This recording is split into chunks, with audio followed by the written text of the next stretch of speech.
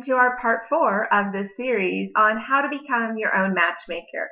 I am Jacqueline Nichols, the founder and creator of Intuitive Matchmaking, and I am once again honored and privileged to be able to share this time with you, to be able to share our next topic. Now, we've talked about a whole lot of things, and I am so thankful that you still are raising your deserved level and continuing to learn what it is that you need to know to be at the next place. The next place of moving from single to being in a relationship. So I'm going to talk to you a lot about what it is to actually be in a relationship. What do you need to know in this dating process to decide that this person is worth growing with? A lot of times when we match people, we get them past the first few dates. They'll last for about 3 months, and then they hit a hiccup. The hiccup can either be worked through or people just kind of jump ship and they abandon the possibilities. The people that have been engaged in my program and come in for the regular appointments, hit that 3-month hurdle, we actually work through it majority of the time. And it makes me realize that I bet you there's a whole lot of people out there that could have done the same thing. I know you don't have your own personal matchmaker to do this, but that's why you're listening. That's why you're taking the time to get extra stats and tips.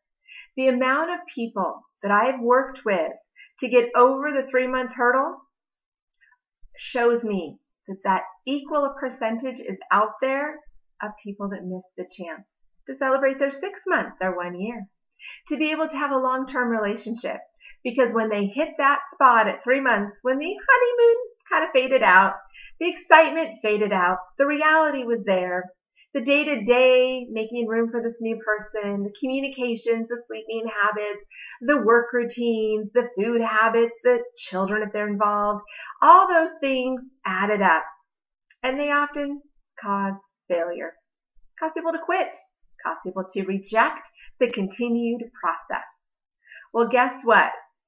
I'm going to challenge you to push through, to really decide why.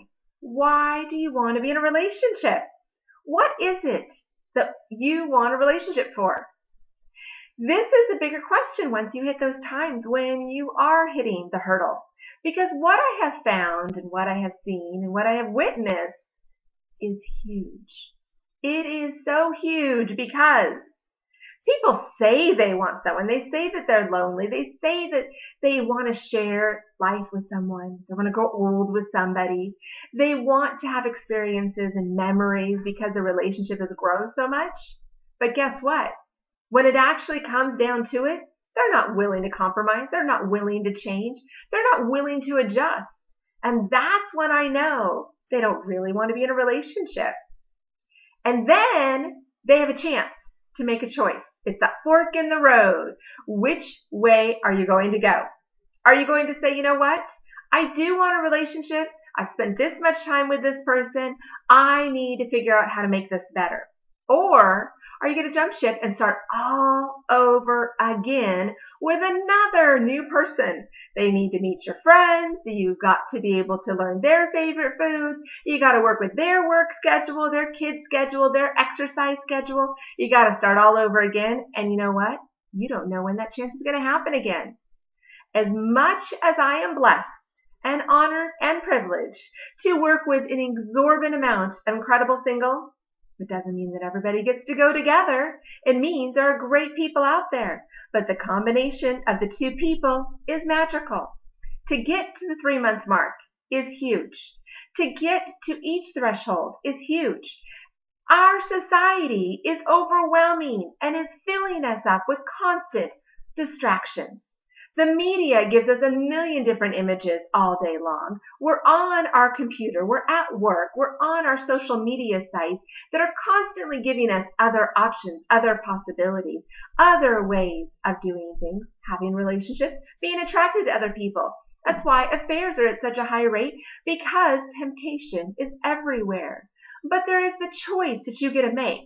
You get to decide that you're done looking. You're done wandering. You're done stopping and starting relationships. You get to choose this. You get to make that decision. You get to be the person that the person you're dating can count on. They can trust you to be there. That's what they're looking for in a relationship. They're looking to not always have to earn your loyalty, but to feel like your loyalty is given because you have made the commitment to be in a relationship. Being that I work with so many singles, there really are lots of options for everybody. There's different levels of soulmate. You can have a karma soulmate, a companion soulmate, or a twin flame soulmate. But each person is significant to your personal and spiritual journey. The choice is, how deeply are you going to allow yourself to love that person? I have a lot of couples that have trusted my guidance and continue to date and work through the bumps and still would struggle even at 6 months or 9 months.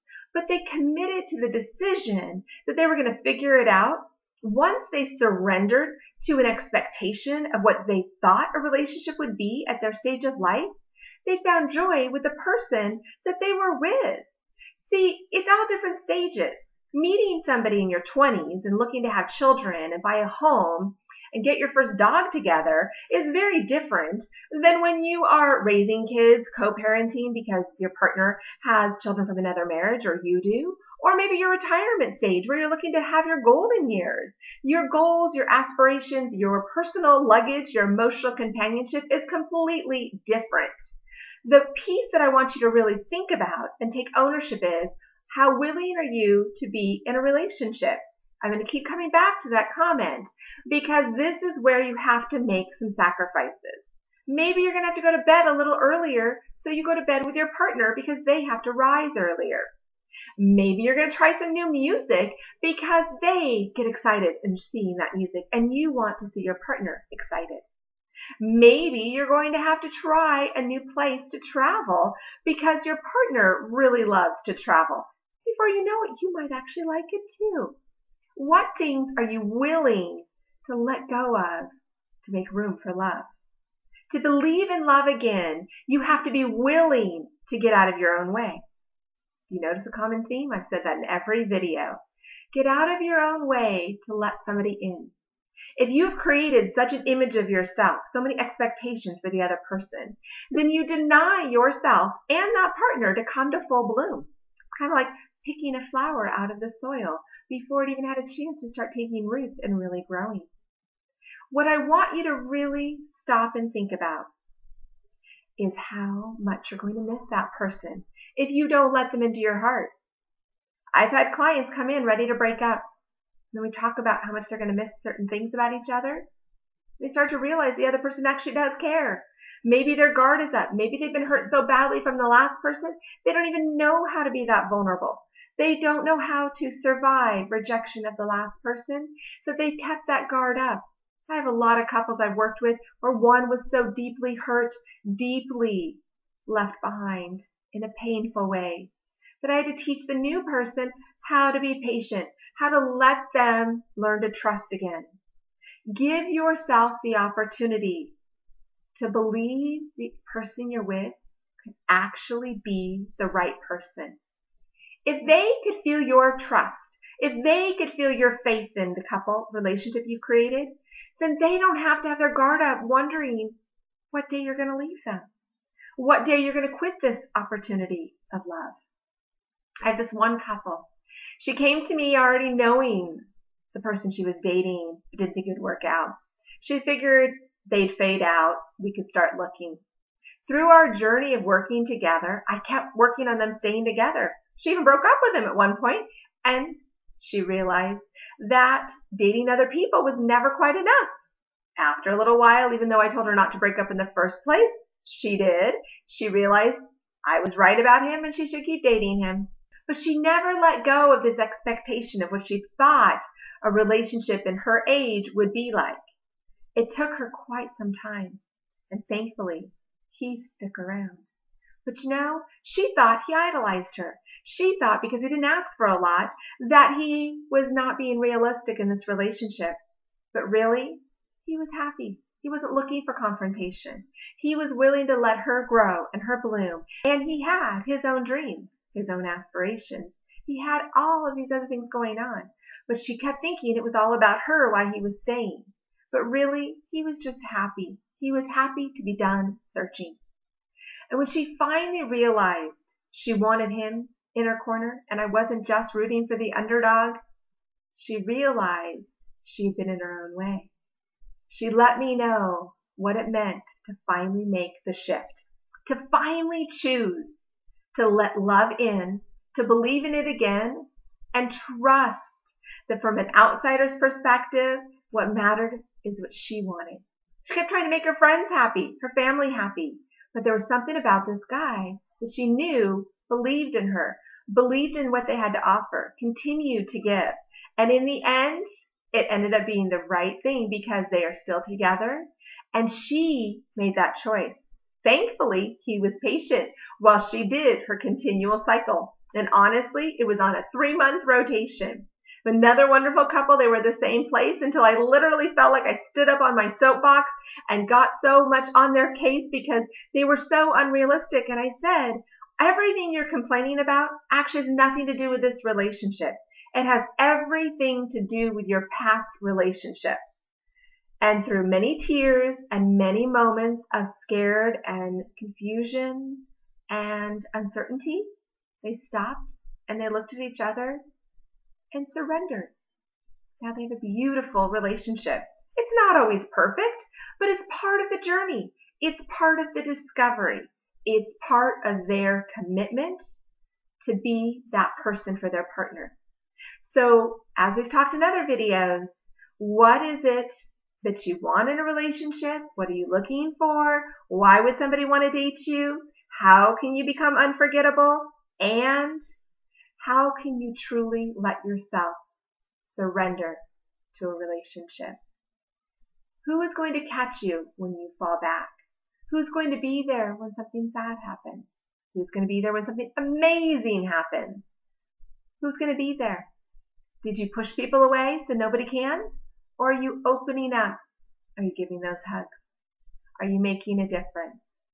Thank you so much for hanging in there, learning and listening, taking the time to write down what it is that you can do. Write down how badly you want a relationship. What does it mean to put yourself in a position where you literally give your heart to somebody else? I want you to wrap up this video and have some quiet time and write that down. Write a dear letter to this mystery person.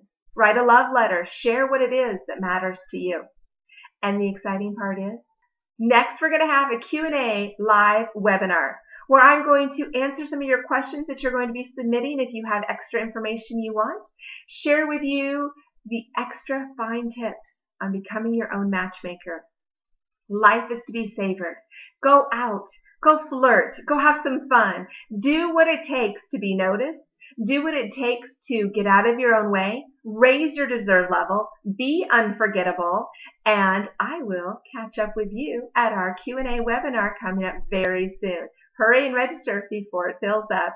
Thank you again for being a part of our How to Become Your Own Matchmaker free video series. Blessings to you on finding love, enjoying love, and keeping love.